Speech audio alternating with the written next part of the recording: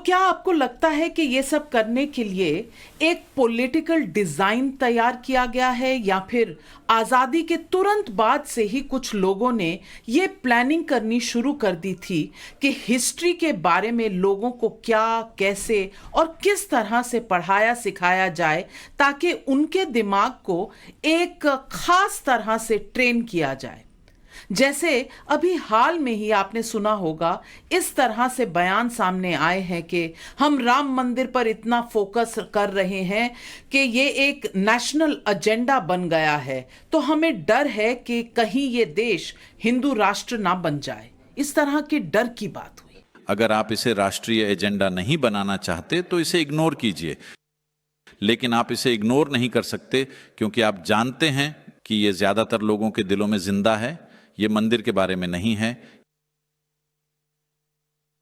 ये ऐतिहासिक गलती को ठीक करने के बारे में है। लेकिन राष्ट्र के निर्माण में हमें अलग अलग तरह की सोच को शामिल करना था, जो एक तरह से स्थानीय या स्वदेशी हैं, लेकिन हमने सब कुछ बस अंग्रेजी में शिक्षित लोगों के हिसाब से तैयार किया, जो लोग आजादी से पहले अंग्रेजी में शिक्षित हुए थे। मैं खाली पोस्टमार्टम करके बीती बातों पर रोना नहीं चाहता। जो बीत गया उसे ठीक नहीं किया जा सकता, जो ठीक किया जा सकता है हमें उसे ठीक करना होगा। पर आप एक वाक्य में कहते हैं कि what is gone can not be fixed.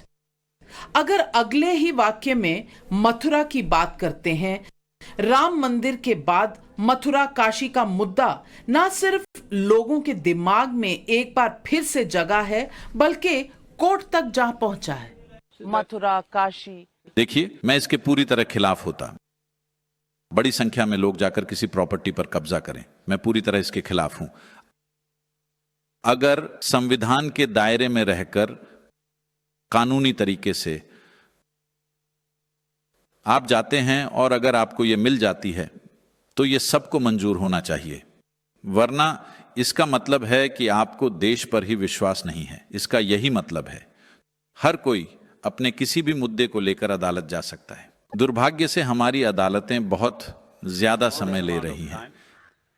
ऐसा नहीं होना चाहिए था, लेकिन इसके बावजूद भले ही कोर्ट जाते जाते आपकी जान निकल जाए, लेकिन फिर भी आपको कानूनी सहारा लेने का अधिकार है। आप कानूनी सहारा नहीं ले सकते। ये कैसा कानून है?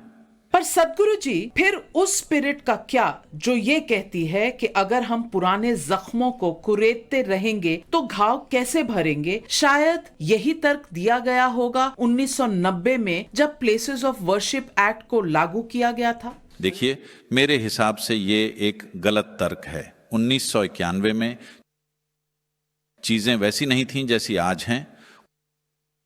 उस समय बहुत आसानी से जिन लोगों के पास ऐसा करने की ताकत थी, वो दूसरे समुदाय को राजी कर सकते थे कि देखिए, ये देश की निशानियां हैं, आप बस उन्हें सौंप देते, आप भाईचारे की एक गहरी भावना हासिल कर लेते। इसके बजाय आपने उसका इस्तेमाल किया। आज जब लोग इस बहस में फंसे हैं कि 22 जनवरी के लिए किसे इनवाइट किया गया है, किसे नहीं किया गया है, अगर निमंत्रण दिया गया है तो क्यों दिया गया है, सरकार कौन होती है उन्हें इनवाइट करने वाली, क्या ये सरकारी फेस्टिवल है, संविधान के खिलाफ नहीं है ये क्या, सेक्युलर देश होने की परिभाषा का क्या होगा, तमाम सवाल उठ रहे हैं। देखिए, मैं आपको बता दूं कि मुझे निमंत्रण आया है। ये भारत सरकार की ओर से नहीं आया, ये राम जन्मभूमि ट्रस्ट की तरफ से आया है। तो मैं बहुत आभारी हूं कि उन्होंने मुझे आमंत्रित किया, लेकिन दुर्भाग्य से मेरा शेड्यूल ऐसा है कि मैं उस समय देश में नहीं हूं, क्योंकि मेरा शेड्यूल समय से 6 से 8 महीने पहले तय किया जाता है।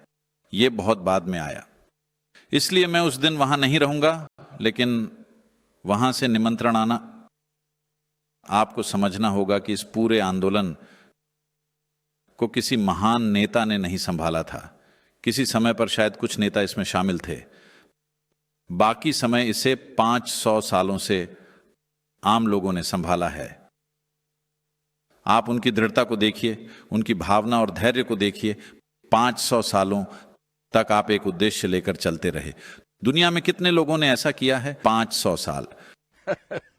ये अविश्वसनीय है और ये सब आम लोगों ने किया है। जो लोग केस दायर करते हैं, आप उनका बैकग्राउंड देखिए। मैं तब से 18वीं 19वीं सदी के बाद से कह रहा हूं, आप देखिए किस तरह के लोग केस दायर करते हैं, सरल सामान्य लोग।